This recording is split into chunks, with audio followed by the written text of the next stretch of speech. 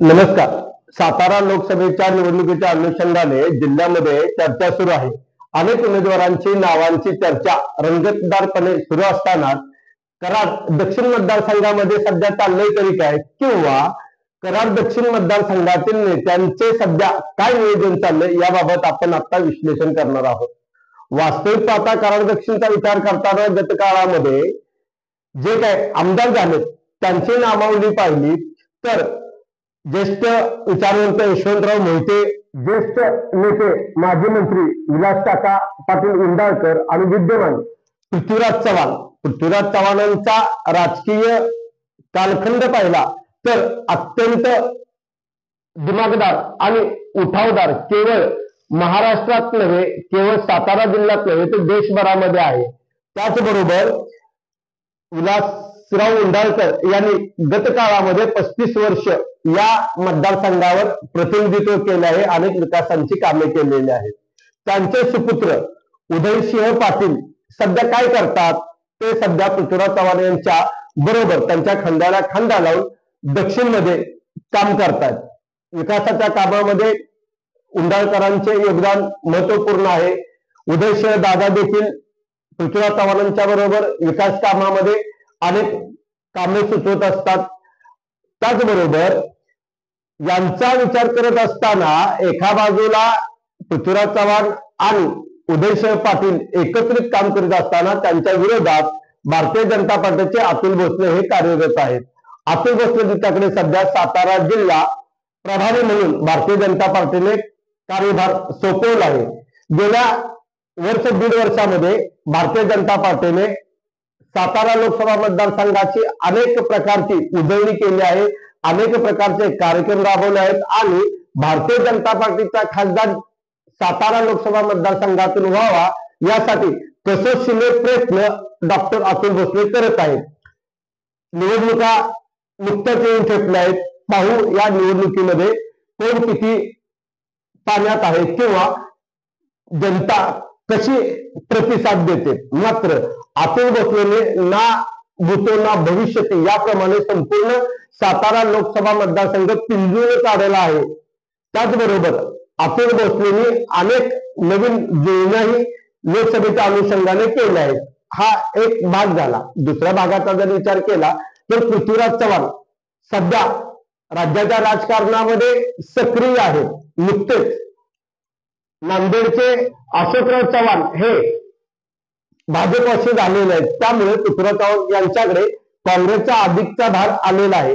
राज्याच्या राजकारणामध्ये प्रथमपासून पृथ्वीराज चव्हाण सक्रिय असले तरी अलीकडच्या काळामध्ये किंवा होणाऱ्या निवडणुकीच्या अनुषंगामध्ये महत्वाच्या चर्चा करण्यासाठी पृथ्वीराज चव्हाण राज्याच्या राजकारणात आहेत. मात्र गेल्या काही दिवसापासून दक्षिण मतदारसंघामध्ये पृथ्वीराज चव्हाण असले त्यांचा अभाव जाणवतो आहे.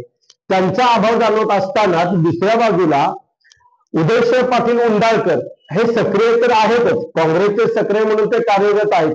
मात्र अलीकडच्या काही महिन्यामध्ये उदयसिंह पाटील यांच्या भूमिकेबद्दल उलटसुलट चर्चा सुरू आहेत.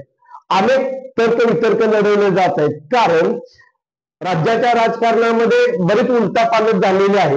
त्या ठिकाणी हे विस्ताराने सांगायची गरज नाही. मात्र दक्षिणेच्या राजकारणाचा विचार करत असताना उदयसिंह पाटील हे शिवसेनेत जाणार का अशी चर्चा रंगलेली आहे. ही चर्चा का रंगली, कशामुळे रंगली याचे खुलासे मात्र ना उदयदादांनी केलेत ना त्यांच्या कुठल्या कार्यकर्त्यांनी केलेत. मात्र दक्षिण मतदारसंघामध्ये उदयसिंह पाटील यांच्या भूमिकेबद्दल किंवा उदयसिंह पाटील हे काँग्रेस सोडून इतर पक्षामध्ये जाणार काय याबाबत चर्चा रंगलेली आहे. ही एक बाजू झाली. शिंदे गटाबरोबर उदयसिंह पाटील जाणार का हा प्रश्न दक्षिण मतदारसंघातल्या अनेकांच्या पुढे असतानाच काही दुसरी चर्चा अशी आहे की उदयसिंह पाटील हे राष्ट्रवादी फुटल्यानंतर अजितदादांच्या गटाबरोबर जाण्याची शक्यताही वर्तवली जात आहे.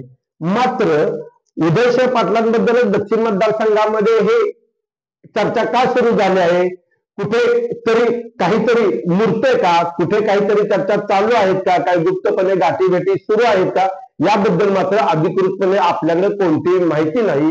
मात्र केवळ दक्षिण मतदारसंघामध्ये नव्हे तर पूर्ण सातारा जिल्ह्यामध्ये उदयसिंह पाटील यांच्या भूमिकेबद्दल, यांच्या निर्णयाबद्दल चर्चा सुरू आहे.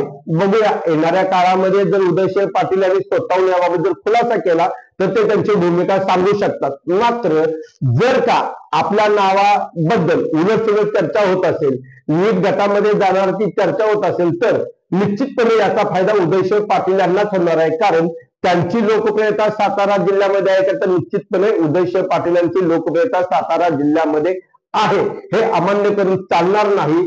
त्याचबरोबर उदयसिंह पाटील हे काँग्रेसचे एकनिष्ठ आहेत. अजूनपर्यंत तरी कधीही काँग्रेसची विचारधारा सोडलेली नाही. कारण त्यांचे पिताश्री विलासराव पाटील उंडाळकर यांनी तळ्यात काँग्रेसचा विचार जोपासला, काँग्रेसचा विचार तळागाळात पोहोचवण्याचा प्रयत्न केला. काँग्रेसनेही विलासराव पाटील उंडाळकर यांना चांगली संधी दिली. 35 वर्ष आमदार म्हणून विलासराव पाटील उंडाळकरांनी अतिशय चांगले काम केलेले आहे.